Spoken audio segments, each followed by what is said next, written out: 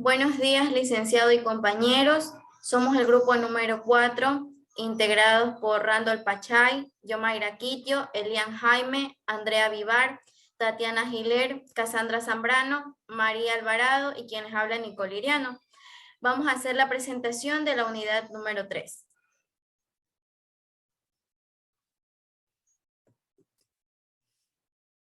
Bueno, primero tenemos que tener en cuenta que es una teoría de probabilidades, que es una herramienta matemática que establece un conjunto de reglas o principios útiles para calcular la ocurrencia o no ocurrencia de fenómenos aleatorios y procesos estocásticos.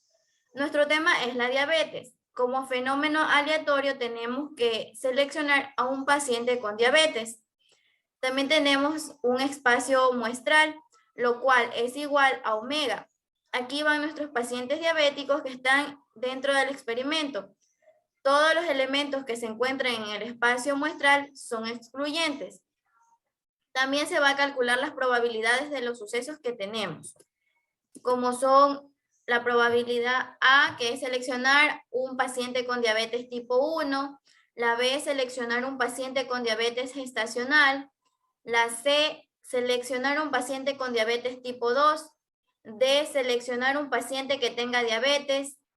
E, seleccionar un paciente con diabetes tipo 1 o tipo 2. Y F, seleccionar a un paciente con diabetes. La definición clásica de probabilidad. La fórmula es casos favorables a que ocurra el suceso dividido sobre el total de casos en que se presenta el experimento aleatorio. Aquí tenemos que la variante A es igual a 2 casos favorables dividido para el total de casos en que se presenta, que son 9 pacientes. Esto nos da un resultado de 0,22. Esto quiere decir que cumple la propiedad que está entre 0 y 1. La probabilidad de un suceso H siempre va a estar dentro entre 0 y 1. Tenemos la variante B, que es 4 casos favorables dividido para total casos que son 9. Esto nos da un número de 0,44, también cumple con la propiedad. El caso C, tenemos 3 dividido para 9, nos da un igual de 0,33, también cumple la probabilidad. La D tenemos que son los 9 casos dividido para 9, esto nos da igual a 1. Esto también quiere decir que está dentro del rango entre 0 y 1. Muestreo probabilístico. Se basa en el principio de equiprobabilidad, ya que cada elemento del universo tiene una probabilidad conocida y no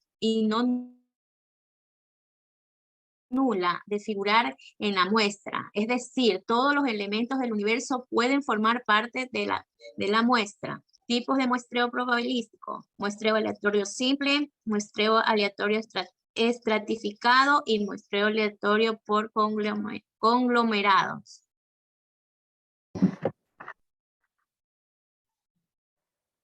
El muestreo aleatorio simple es uno de los métodos de selección más sencillos para una muestra. Se basa en elegir de forma aleatoria a los individuos de las muestras a investigar, con los siguientes tipos de diabetes tomada en una población determinada. Obtener una muestra aleatoria simple. A continuación vamos a ver la fórmula.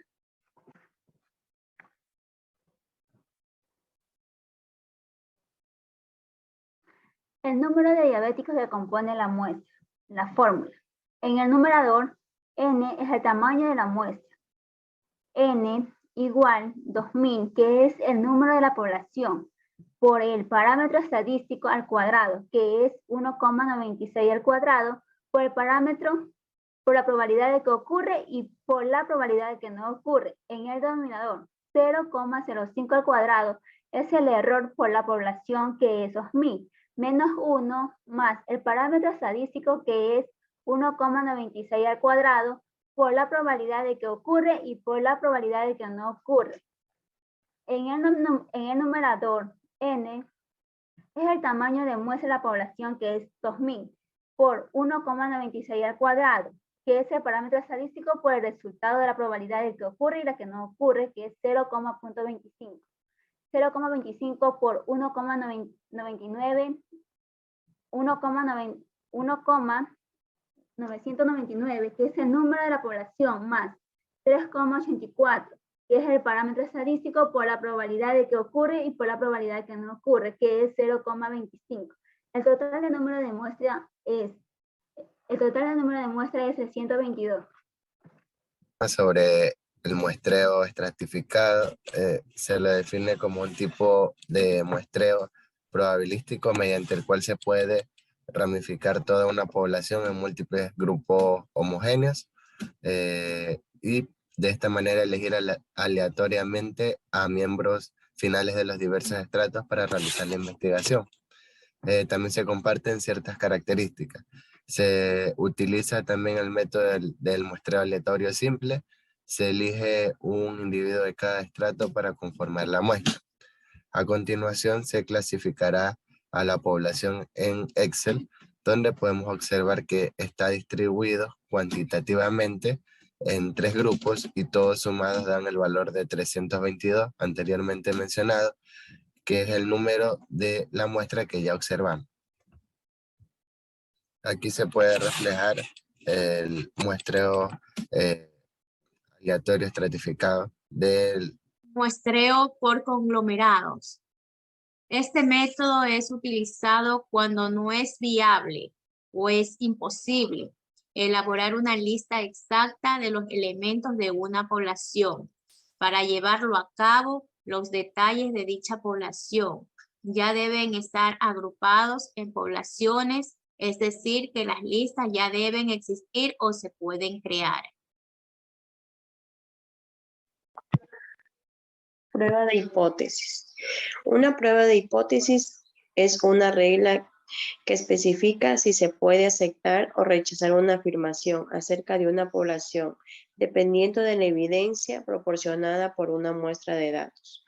Una prueba de hipótesis examina 2 hipótesis opuestas sobre una población, la hipótesis nula y la hipótesis alternativa. La hipótesis nula es el enunciado que se probará. Por lo general, la hipótesis nula es un enunciado de que no hay efecto o no hay diferencia.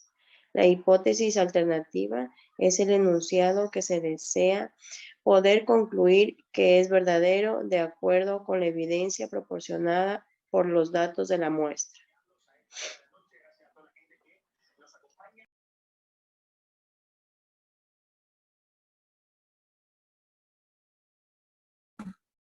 Bueno, yo les voy a hablar sobre las pruebas de hipótesis paramétricas. Estas aquí dependen de que las variables sean normales o no sean. Yo les voy a hablar sobre una de ellas, que es la normalidad. Aquí, como ven, estamos en Jamovi.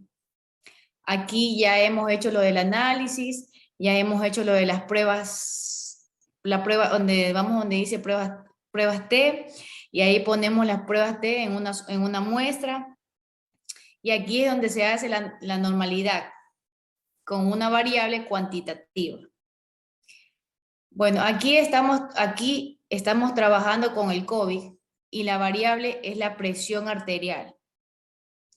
Aquí vamos a ver si es una prueba, normal o no es normal. Aquí podemos ver las pruebas de normalidad, que esto quiere decir que si la media de la presión arterial sigue una distribución normal y H1 quiere decir que si la media de la presión arterial no sigue la distribución. Aquí, como podemos ver los resultados que vemos aquí, vemos que P es igual a 0,001. Y aquí podemos ver también que el alfa es igual a 0,05. Esto quiere decir que el alfa es mayor que la P.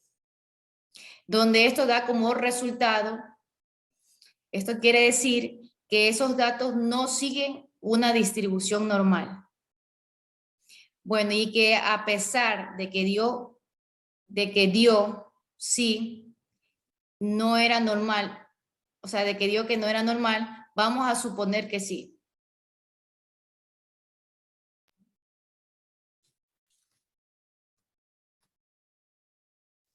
Bueno, esta es la segunda de las pruebas de hipótesis.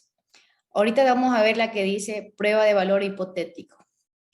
Bueno, aquí vemos que en el municipio de Guayaquil, que la presión con que se mantuvo el promedio de los pacientes con COVID fue de 124. Ya, por lo tanto, voy a ver si mi muestra difiere o no difiere de ese valor que dice el municipio. Por lo tanto, tengo dos pruebas de hipótesis, que es la prueba de hipótesis nula y una prueba de hipótesis alternativa. Aquí donde podemos ver las pruebas que están ahí, que es la HO, que es igual a media, es igual al valor histórico, o sea que quiere decir que todo el año.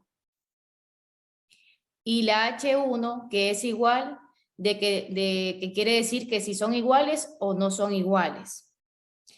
Aquí vemos el resultado, que quiere decir que P es igual a 0,181 y el alfa, que es de 0,05, que quiere decir que P es mayor.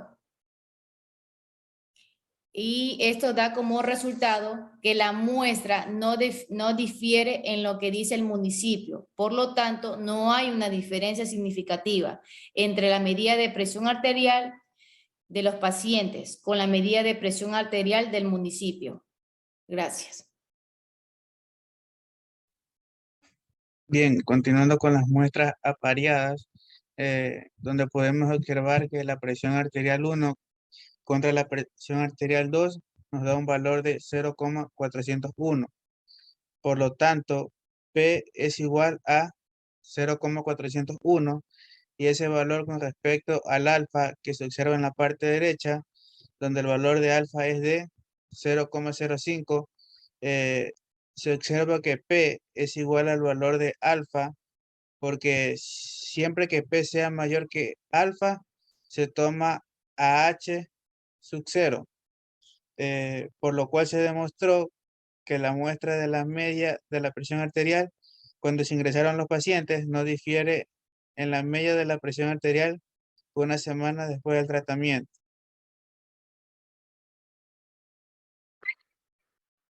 Bien, continuando con las muestras de valor no apareadas, aquí tomamos dos muestras para lograr ver si hay diferencia entre las variables de efectos secundarios y una presión sistólica distinta o igual. Por lo tanto, pasamos las variables donde la presión sistólica 1 es distinta a la presión sistólica 2, de los que dijeron que no, donde H sub 0 es igual a los que dijeron que sí, donde como probabilidad nos dio un valor de 0,250 y con un alfa de 0,05. Se demostró que la presión sistólica de los que dijeron que sí es igual a la presión sistólica de los que dijeron que no.